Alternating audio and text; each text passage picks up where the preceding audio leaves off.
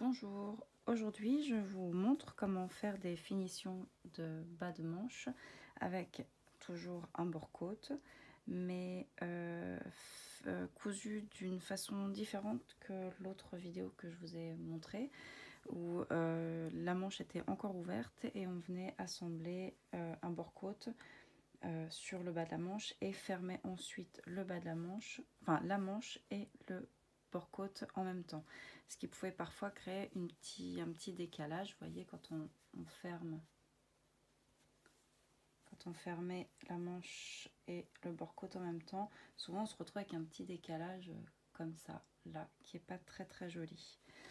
Donc ici la manche est donc déjà fermée, vous voyez.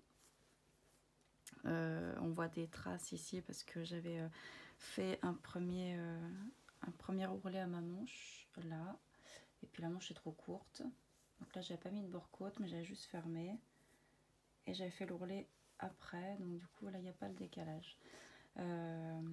Voilà, donc là j'ai décousu cette manche là pour pouvoir vous montrer avec le bore-côte. Donc là j'ai coupé deux bore-côte. D'ailleurs ce n'est pas du vrai bore-côte, vous remarquerez, c'est juste une bande de sweat, la même matière que ça. Déjà parce que j'avais plus de bore-côte et pas dans cette couleur là, et ensuite voilà, c'est aussi pour vous montrer que c'est possible de faire ça comme ça. Par contre on est bien d'accord, il a moins d'extension que le bore-côte normal, il est beaucoup moins extensible. Du coup mon bore-côte fait exactement là la même taille que ma manche.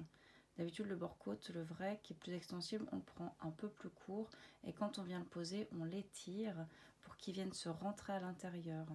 Là j'ai pas fait ça donc parce qu'il n'a pas beaucoup d'extension.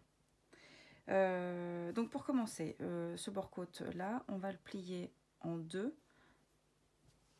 dans la longueur là et on va venir coudre ici. Voilà, j'ai cousu sur le petit côté de mon bore-côte. Maintenant je vais venir ouvrir là les coutures. Donc, je mets un coup de fer à repasser, j'aplatis bien et je viens tourner et plier mon bore-côte pour déjà en faire un poignet. On voit que le poignet est déjà là. Ok, on vient repasser.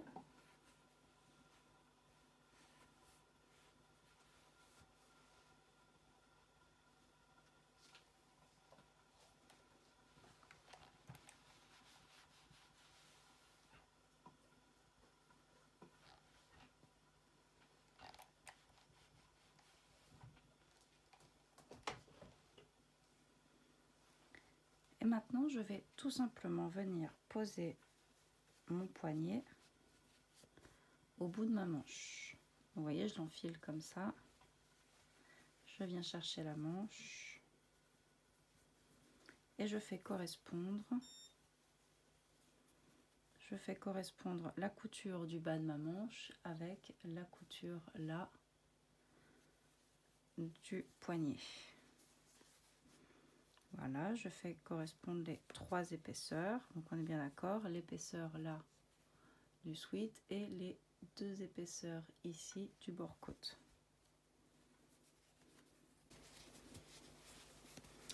Alors même si mon bore-côte, donc il y a de la même matière que ma manche, est exactement de la même largeur que ma manche, vous voyez que je suis quand même obligée de tirer un petit peu pour pouvoir bien tout positionner. Donc vous n'hésitez pas à tirer un peu votre tissu pour ne pas créer de plis. Là, voilà. Je prends mes aiguilles.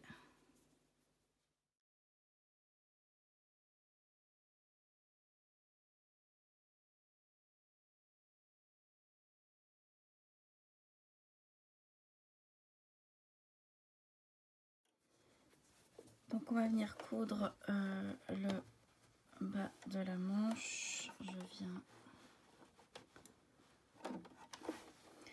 positionner ici. Je veille bien à ce qu'il n'y ait pas les autres couches là, qu'il y ait bien que les trois couches, donc les deux de bore-côte et celui du sweat là.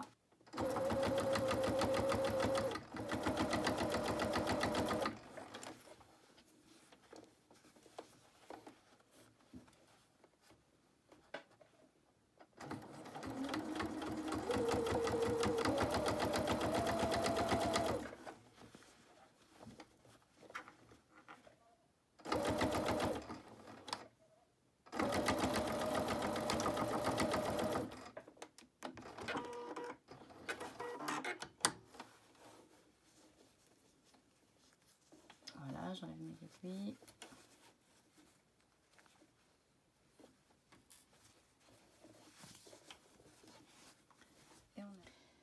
Donc voici les manches, le poignet est monté.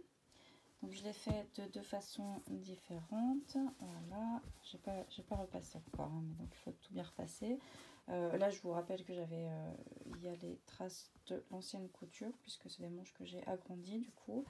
Donc voici donc, la finition avec la machine à coudre. Voilà. Prendrez bien soin de repasser. Vous pouvez aussi enlever un petit peu de matière au ciseau. Voilà.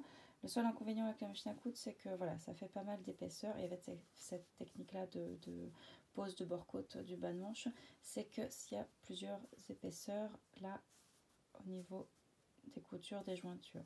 Bon. Voilà, on retourne. Et là, avec la surjeteuse, bon, c'est tout de suite plus propre. J'ai dû faire une petite reprise, donc il y a plein de fils. Mais tout ça, après, on les coupe, on les rentre. Mais par contre, à la surjeteuse, c'est sûr que, voilà, au niveau des coutures et des marges de couture, c'est beaucoup plus plat, quoi. Hein. C'est mieux fini. Ensuite, je vous propose de faire une surpiqûre pour finir davantage. Là, à 2 mm de haute couture ici. Visuellement, ça donne ça. Donc la technique là que je vous ai montré, vous pouvez l'appliquer évidemment au bas du sweat pour poser le bord-côte de bas de sweat. Donc là, vous voyez, j'ai surpiqué pour tenir la marge de couture vers le haut. Et vous pouvez également l'appliquer, là je ne l'ai pas encore fait, mais à une encolure par exemple, quoi. Voilà, c'est tout à fait possible. J'espère que ce tuto vous aura